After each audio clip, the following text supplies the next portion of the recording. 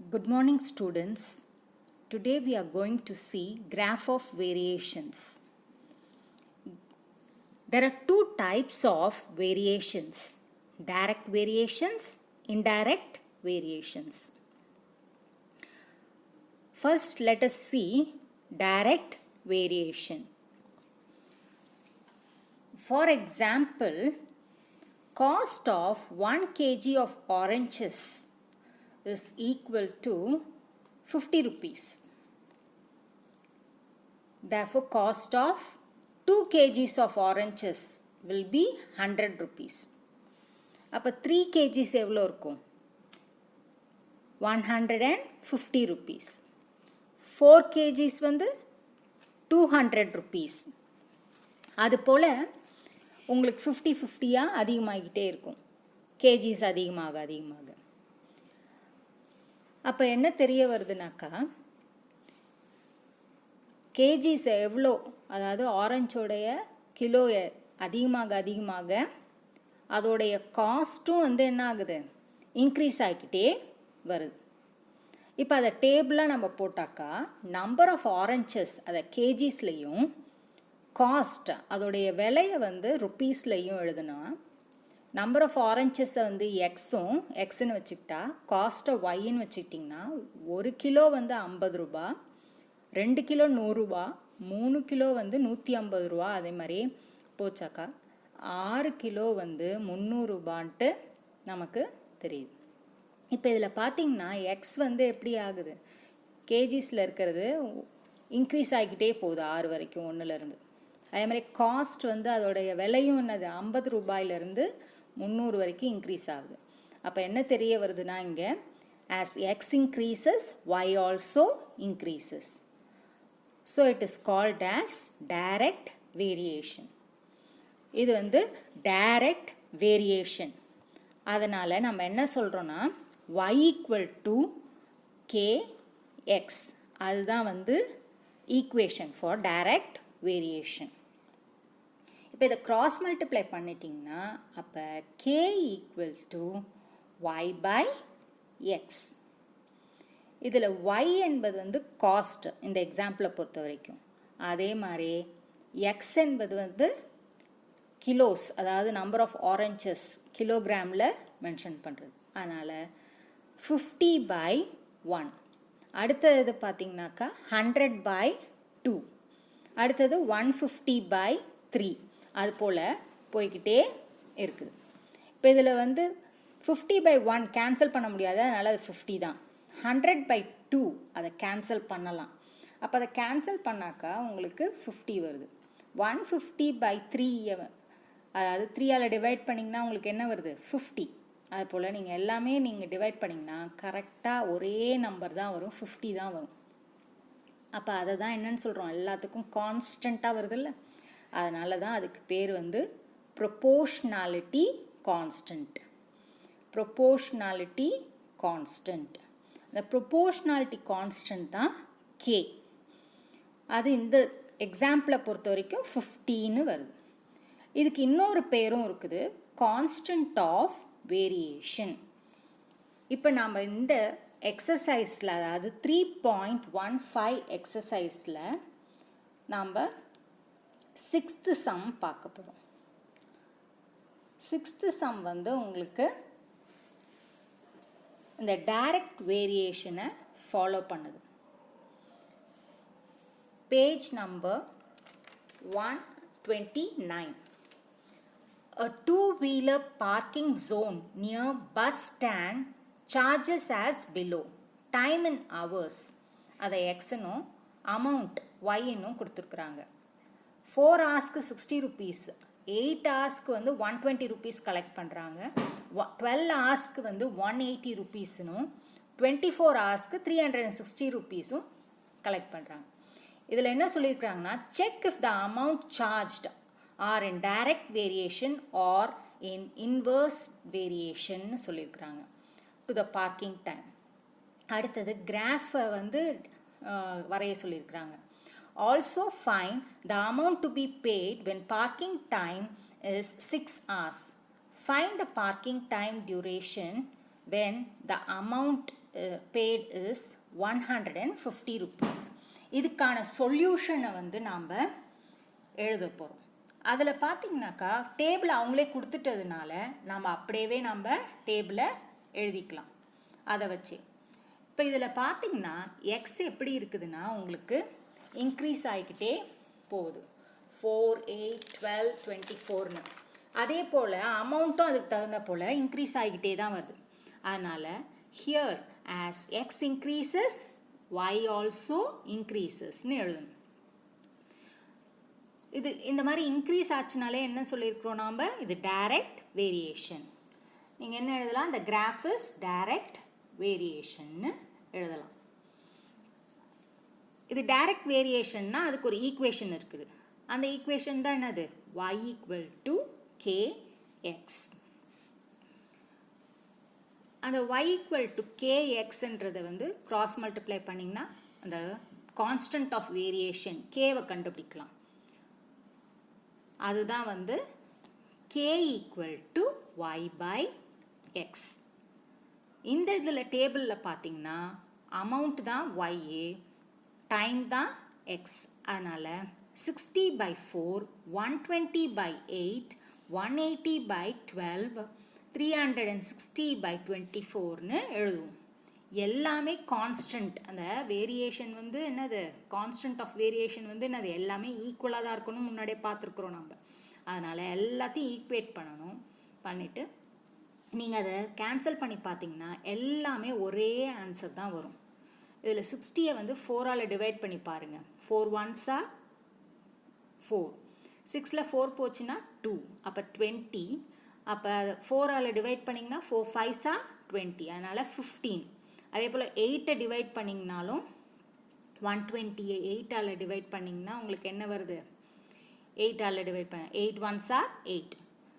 அங்கே மேலேயும் நீங்கள் அதே போலவே இது பண்ண வேண்டாம். 8 1s are 8. அப்போ 12ல் 8 போச்சுனாக்கா மீதி எவ்வளோ இருக்குது, 4. அப்போ 14 வருது. அப்போ 40 வந்து என்னது 8 டைம் டேபிளில் 5 டைம்ஸ். அப்போ அதனால் அதுவும் 15. அதே போல் நீங்கள் எல்லாமே பார்த்தீங்கன்னா 15 தான் வரும். அதனால் கான்ஸ்டன்ட் ஆஃப் வேரியேஷன் வந்து k 15ன்னு எழுத வேண்டியதான். அப்போ ஈக்குவேஷன் வந்து இந்த k இடத்துல சப்ஸ்டியூட் பண்ணி ஈக்குவேஷனை மாற்றி எழுதுங்க. அப்போ அது என்ன வரும், therefore equation of the curve, நீங்கள் வரைய போகிற curveோட ஈக்குவேஷன் என்னது, y equal to 15x. இப்போ இந்த டேப்லர் காலம் வந்துருச்சுன்னா நீங்கள் அதை யூஸ் பண்ணி plotting the points நீங்கள் எழுதலாம். therefore plot the points. என்னென்ன பாயிண்ட்ஸ் பிளாட் பண்ண போகிறீங்க, 4, 60, 8, 120, 12, 180, 24, 360ன்னு பிளாட் பண்ண போகிறீங்க. இப்போ இதில் பார்த்தீங்கன்னாக்கா 4, 8, 12, 24ன்னு இருக்குது எக்ஸில்.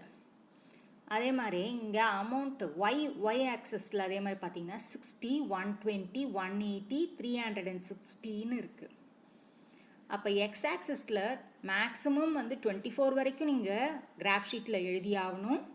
அதே மாதிரி இங்கே வந்து மினிமம் 60, மேக்ஸிமம் 360ன்னு இருக்குது உங்களுடைய ஒய் ஆக்சஸில்.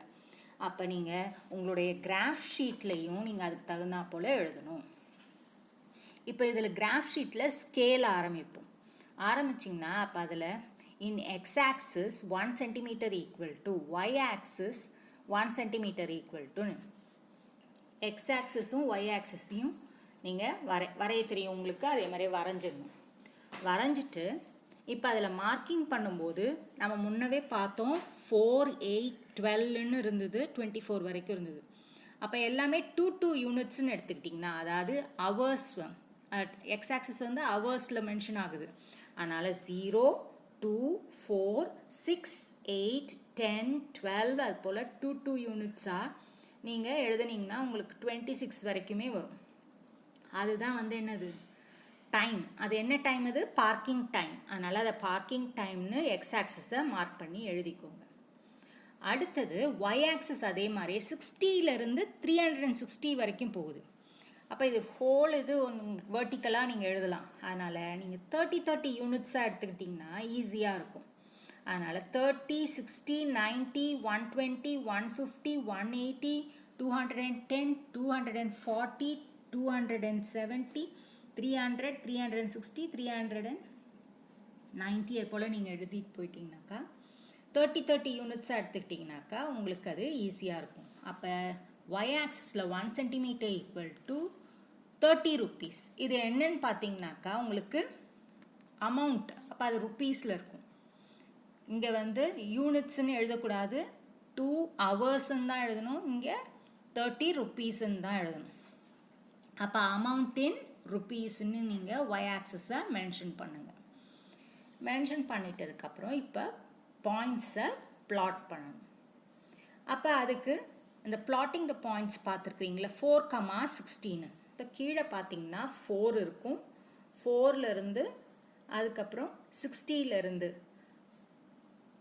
வெர்டிக்கலாகவும் ஹாரிசான்டலாகவும் அதை வந்து நீங்கள் பார்த்தீங்கன்னாக்கா அந்த பாயிண்ட்ஸை பிளாட் பண்ண ஏற்கனவே நீங்கள் படிச்சிருப்பீங்க, அதனால் அது தெரியும். அதை அழகாக மார்க் பண்ணி சர்க்கிள் பண்ணி ஸ்ட்ரெயிட்டாக எழுதுங்க 4,16. அடுத்தது அதே போல் 8க்கு மார்க் பண்ணுங்கள். 8 வந்து 120யோட மார்க் பண்ணி எழுதுங்க. அதுக்கு அடுத்தது 12க்கும் வந்து 180 மார்க் பண்ணி எழுதுங்க. 12,118. அதுக்கு அடுத்தது 24. அடுத்த பாயிண்ட் வந்து 24,360. 24,360 வந்து இங்கே எக்ஸ் ஆக்சிஸில் 24லேருந்து 360க்கு வந்து பாயிண்ட்டை மார்க் பண்ணுங்க. இதை மார்க் பண்ணி முடிச்சிங்கனாக்கா உங்களுக்கு 4 பாயிண்ட் வந்து ஃபார்ம் ஆயிருக்கும்.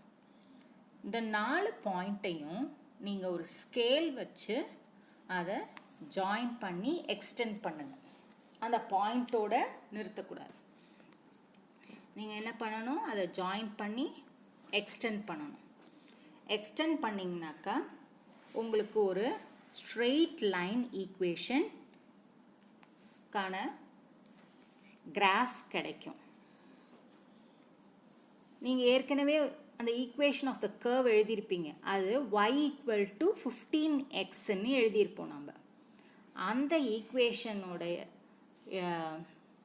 இதை வந்து இங்கே இந்த ஸ்ட்ரெயிட் லைன் மேலே எழுதணும். y equal to 15x. இதுதான் உங்களுடைய கிராஃப். இப்போ அவங்க கேட்டுக்கிற அந்த 2 கொஸ்டினுக்கான ஆன்சரை எழுதணும். என்ன 2 கொஸ்டின் கேட்டுக்கிறாங்க? when parking time is 6 hours, amount to be paid அது எவ்வளவுன்னு கண்டுபிடிக்கணும். அடுத்தது இன்னொரு question, when the amount paid is 150 rupees, parking time வந்து எத்தனை ஹவர்ஸ்ன்னு கேட்டிருந்தாங்க. அதுக்கான ஆன்சரை வந்து கிராஃப் ஷீட்டை பார்த்து தான் நீங்கள் ஆன்சரை மார்க் பண்ணணும். அதுக்கு கிராஃப் ஷீட்டில் பார்க்கிங் டைம் ஃபஸ்ட் கொஸ்டின் என்ன கொடுத்துருக்குறாங்க, பார்க்கிங் டைம் 6 ஹவர்ஸ்னு. அப்போ 6 எங்கே இருக்குதுன்னு பார்த்துட்டு அதிலிருந்து நீங்கள் ஒரு லைன் வரைங்க ஸ்ட்ரெயிட்டாக. அது எந்த இடத்த ஜாயின் பண்ணுதோ கர்வில் அதோட ஸ்டாப் பண்ணிவிட்டு அதுக்கப்புறம் அமௌண்ட், அந்த ஒய் ஆக்சிஸில் அமௌண்ட் பக்கத்தில் அதிலிருந்து நீங்கள் எக்ஸ்டெண்ட் பண்ணிங்கனாக்கா உங்களுக்கு அது எங்கே போய் மீட் ஆகுதோ அவ்வளோ ருப்பீஸ். இப்போ 6 ஹவர்ஸ்க்கு வந்து இங்கே எவ்வளோ பே பண்ணணும்னு சொல்கிறாங்க, அமௌண்ட் பேடு 90 rupees அவங்க பே பண்ணணும். அதே இது செகண்ட் கொஸ்டின் என்ன கேட்டிருக்கிறாங்கனாக்கா, அமௌண்ட் பேடு 150 rupees. அமௌண்ட் பேடுன்னு வந்துருச்சு. அப்போ நீங்கள் ஒய் ஆக்சிஸில் தான் பார்க்கணும். அதுதான் அமௌண்ட் பெய்டு. அது வந்து 150 எங்கே இருக்குதுன்னு பாருங்கள். அங்கேருந்து நீங்கள் ஒரு ஹாரிசான்டல் லைன் வரைஞ்சிங்கனாக்கா அது அந்த கர்வில் போய் மீட் ஆகும். அந்த பாயிண்ட்லேருந்து ட்ராப் டவுன் பண்ணுங்கள். ஸ்கேல் வச்சு ட்ராப் டவுன் பண்ணுங்கள். ட்ராப் பண்ணிங்கனாக்கா அது எந்த பாயிண்டில் மீட் ஆகுது, 10. அப்போ 150 rupees பே பண்ணிங்கனாக்கா அது எவ்வளோ நேரம் பார்க்கிங் டைம், 10 hours. 10 hours. அதோட இங்கே உங்களுடைய 6th சம் முடியுது. இதே மாடலில் தான் உங்களுக்கு எக்ஸாம்பிள் சம் 3.47 அதை நீங்கள் போடுங்க. அடுத்தது இன்னொரு சம், தேர்ட் சம்.